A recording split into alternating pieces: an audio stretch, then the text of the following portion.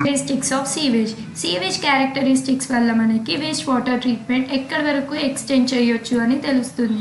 For example, మనకి water somewhat ఫ్రెష్గా ఉంటే మనకి సెకండరీ ట్రీట్మెంట్ వరకు చేస్తే సరిపోతుంది. We no need to go for the advanced treatment.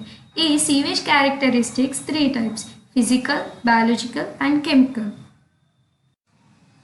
Physical క్యారెక్టరిస్టిక్స్లో first one colour. Suspended particles వల్ల కలర్ అనేది జనరేట్ అవుతుంది. ఇఫ్ సీవేజ్ ఫ్రెష్గా ఉంటే సోప్ సొల్యూషన్ కలర్ అనేది వస్తుంది. ఇది grey brown and decomposed sewage అయితే డార్క్ గ్రే కలర్ లేదా బ్లాక్ కలర్ అనేది ఫామ్ అవుతుంది.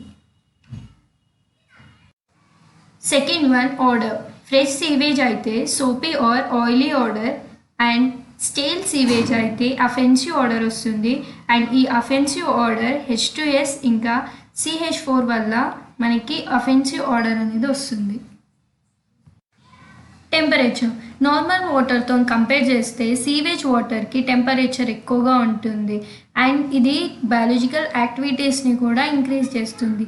ఈ బయాలజికల్ యాక్టివిటీస్ ఇంక్రీజ్ అయితే అబ్జర్ప్షన్ ఆఫ్ ఆక్సిజన్ కూడా మనకి ఇంక్రీజ్ అవుతుంది.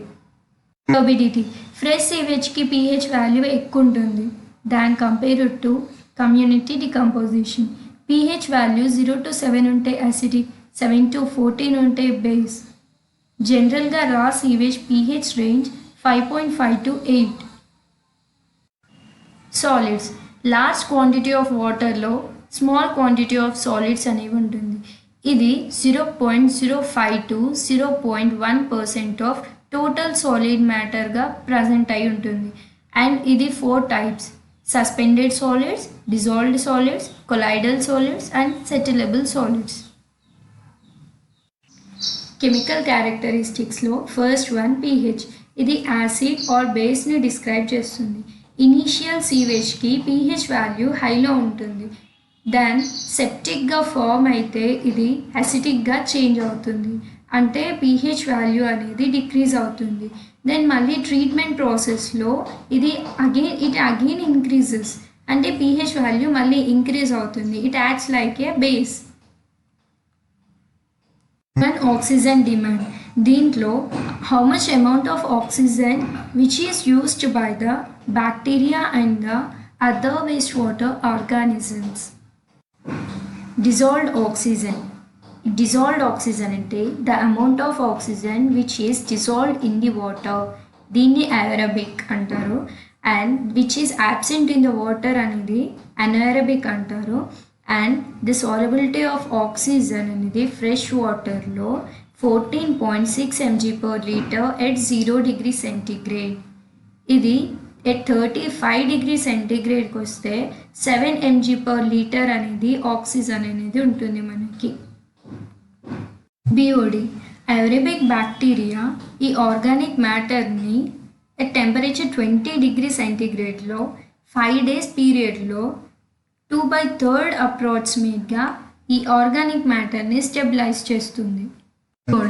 COD is the amount of oxygen required to stabilize the organic matter chemically. BODలో ఏం చేసామంటే aerobic bacteria అంటే oxygen which is required by the bacteria to stabilise the organic matter.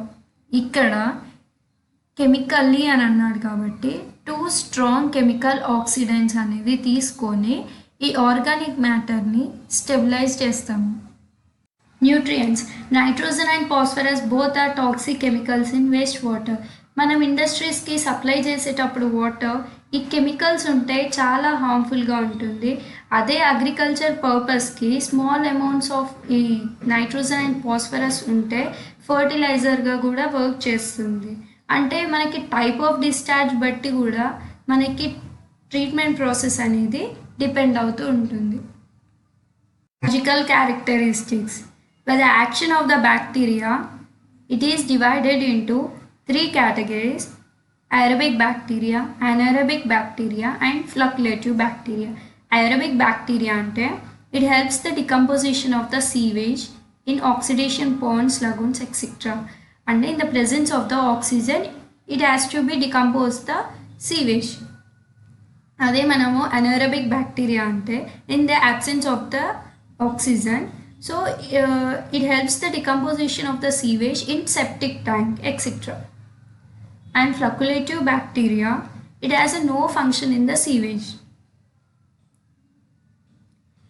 And microorganisms, the microorganisms like algae, fungi and protozoa, ఇవనేవి మనకి decomposition of the సీవేజ్లో work చేస్తుంది.